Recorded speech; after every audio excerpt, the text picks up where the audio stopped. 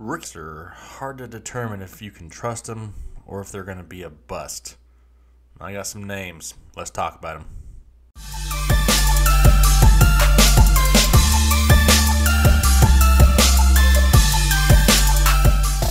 Hey, what's up, everybody? Jake, Fantasy Headliners, coming to you, presented by RotoBaller again. Today, we're going to be talking to you about some rookie wide receivers.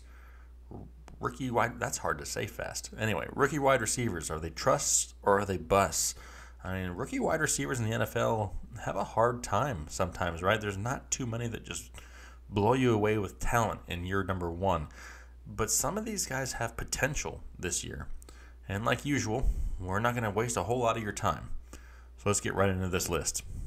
All right, first guy on my list is going to be DJ Moore here in my home state of North Carolina for the Carolina Panthers. And he's getting a lot of love, right? A lot of people like DJ Moore. He's looked great in minicamp and OTAs.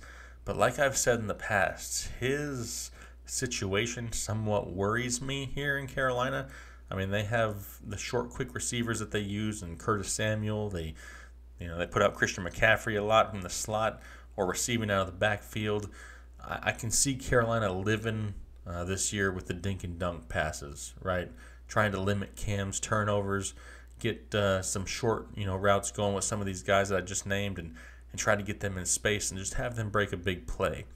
And that's kind of where I see DJ Moore falling in. He may be somewhat big play dependent in this offense. They have the big red zone targets in Greg Olsen and Devin Funchess. DJ Moore is very athletic and can go up and get the ball, but he's going to be competing with these other guys underneath, and I think he's going to have some great weeks. I just don't see him being consistent. So do I trust DJ Moore, or do I think he's going to bust? I'm putting him in the bust category, but only for the fantasy-wise. I think he's going to be a great wide receiver in the NFL.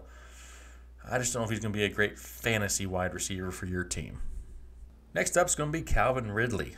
And before I talk about trust or bust, let's just dissect Calvin Ridley's situation here a little bit.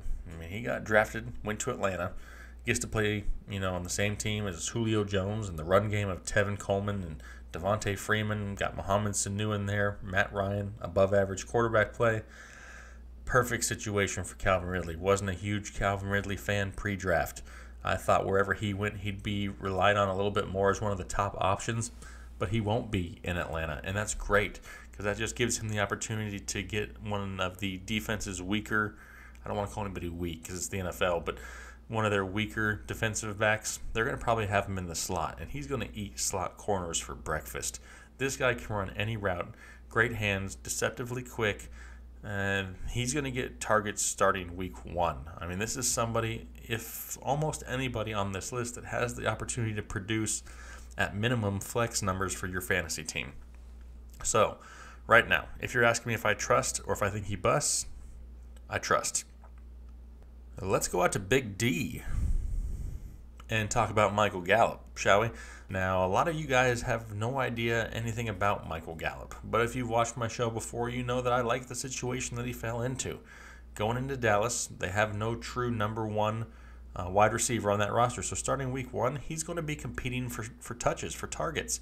They have a solid run game, obviously, with Ezekiel Elliott, great offensive line. The only competition he really has for targets is going to be Allen Hurns and the Beasles, Cole Beasley. But he's a great route runner, great hands, likes to make the difficult catch, good red zone target, especially now that Witten and Dez are gone. Michael Gallup probably has one of the best opportunities of all rookie wide receivers this year to start the season, and I trust him and will gladly be targeting him in the later rounds of a lot of my fantasy drafts.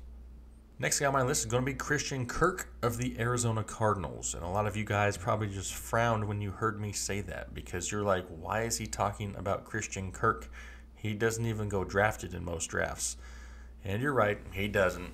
But he probably should be. And I'm going to tell you why. So you go out to Arizona. It's a great situation for him. They got Larry Fitzgerald and David Johnson. And that's it. That's all they got.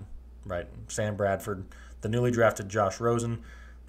There's nothing else there. I mean, Christian Kirk is next in line for touches in that offense, and he has special talent. I mean, I'm not going to throw the comparison out here and say he's the next Odell Beckham, But if you go watch some of the college tape of Odell and compare it to the college tape of Christian Kirk, there's a lot of eerie similarities there. And he's getting the chance to be mentored by Larry Fitzgerald. I mean, who better to mentor a wide receiver coming into the league than Larry Fitzgerald? You know, Christian Kirk dropped down a little bit because of his off-the-field issues, being arrested there first part of the season. Those charges were dropped. The Cardinals knew about him before they drafted him. Still took him. Still believe in him. Hometown kid playing for his hometown team, trying to prove a bunch of people wrong. Love the addition of Christian Kirk there in Arizona, and I trust him wholeheartedly, and he will probably be somebody that I target at the end of almost all my drafts if I'm needing somebody for the wide receiver position. Next guy I want to talk about is going to be Dante Pettis in San Francisco, and he's a little hard to figure out. I mean, he's got a lot of talent, and there's not a whole lot of weapons in San Francisco. You got Jerick McKinnon in the backfield, probably going to be getting the majority of the work. You get Pierre Garçon and Marquise Goodwin on the outside. And does Dante Pettis fit next into that offense? He may. We do need to wait and see here through the preseason, how they end up using him. He's great in the return game, one of the best, kick returners in all of college football. But Jimmy G needs another weapon, right? And Dante Pettis is capable of being that. He can play in the slot. He can play on the outside. He runs perfect routes. I mean, he is a solid wide receiver. He does, however, that upside in the kick game. And listen, Kyle Shanahan is going to put him in a position to succeed. They drafted him for a reason. I don't think they just drafted them that early to be a kick returner, right? So he's going to be a part of this offense. And if Jimmy G can turn into what a lot of us think he's going to turn into, that gives Dante Pettis value starting week 1. The only thing about Dante Pettis is he going to produce fantasy number-wise for you starting in week 1? And right now I'm not sold on that. I do like Dante Pettis. I think he has a chance. But until we see what kind of opportunity he gets, he's going on the bust list, even though I don't think he's going to bust. I'm just not going to draft him. But I'll probably be looking at him closely and maybe picking him up on waivers. So those were our rookie wide receivers that you can either trust or put them in the bust category. And there were a few others to choose from, but if I missed somebody that you want to talk about, make sure you hit me up below. I'd be more than willing to help you guys answer questions on whoever you got. Make sure you guys are checking out rotoballer.com, link in the description, for all your fantasy needs. I really appreciate you guys' support. Make sure you guys are liking, commenting, and subscribing.